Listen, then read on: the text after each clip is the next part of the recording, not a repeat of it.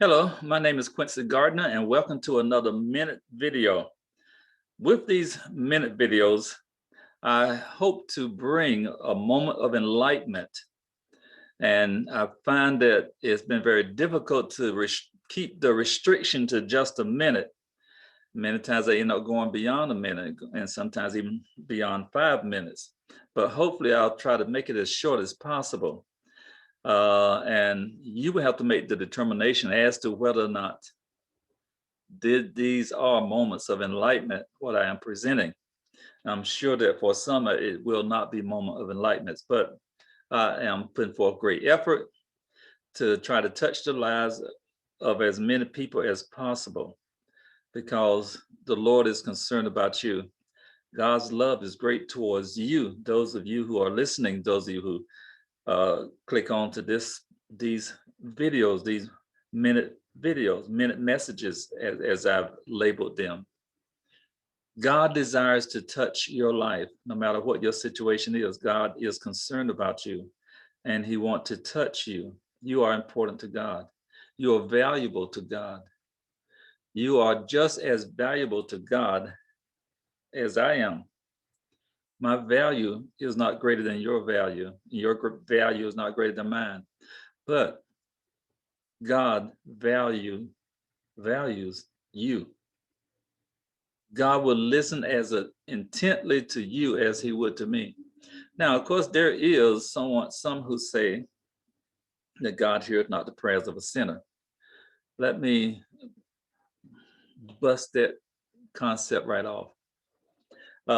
If you'll notice that text in chapter 9 of St. John, when the blind man who had been healed was questioned several times, and the Pharisees and the elders or the Sanhedrin, whoever they were, commented, said, give God the glory, but as for this man, we know not whence he is.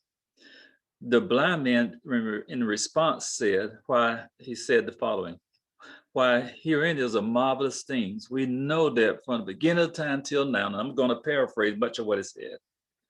There has never been an instant in which he who was born blind received sight. And you have called him a sinner, the blind man said, in his thoughts, that is. And his response to that was that we know that God heareth not the prayers of a sinner, but if any man do his will, him God heareth. Now, what the blind man is saying is this, because the Pharisees had called Jesus a sinner. The Pharisees, the blind man is saying, listen, he cannot be a sinner. God doesn't hear the prayers of a sinner praying to heal someone else. Someone who is not sent by God to lay hands on the sick cannot be called a sinner. That's what he meant by God hears not the prayers of a sinner when praying for miracles like that for different people. That's what the blind man meant. He wasn't saying that God never hears the prayers of a sinner, because we see in the very example that Jesus gave concerning the Pharisee went up to the temple to pray, and a publican went up to the temple to pray. Now, the publican, indeed, we could say was a sinner. And the Pharisee, we could say, was a sinner, because the Pharisee said in his prayer, oh, I thank thee, oh God, that I'm not like this publican, like other men are. And he went on to name the sins of other men, omitting his own. The indication that Jesus gave was that he heard that prayer. He heard it. He heard also the publican prayer, in which he could not so much as lift his head and said, be merciful unto me, a sinner.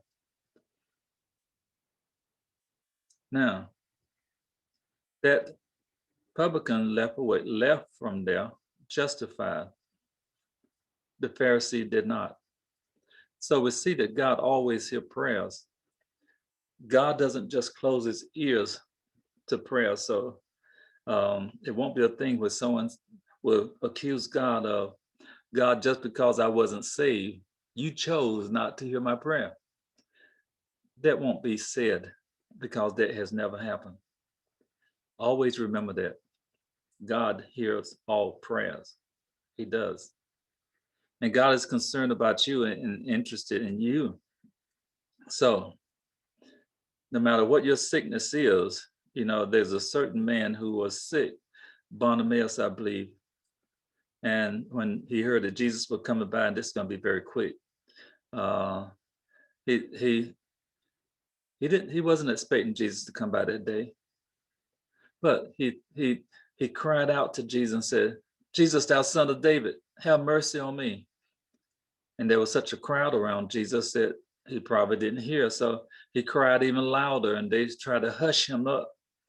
And he cried even the more and louder. And Jesus stopped and said, "Have him bring him to me." So they did that. And when Bartimaeus was brought to Jesus, Jesus said to him, "What would you that I should do for you?" Now, some of us might want to be spiritual and say, "Well, Lord, any way you bless me, I'll be satisfied." But not Bartimaeus. He knew what he wanted. We don't have to ask for a spiritual blessing when we got the attention of Jesus. Get a hold of Jesus' attention and be like Bartimaeus. "Oh, that I might receive my sight."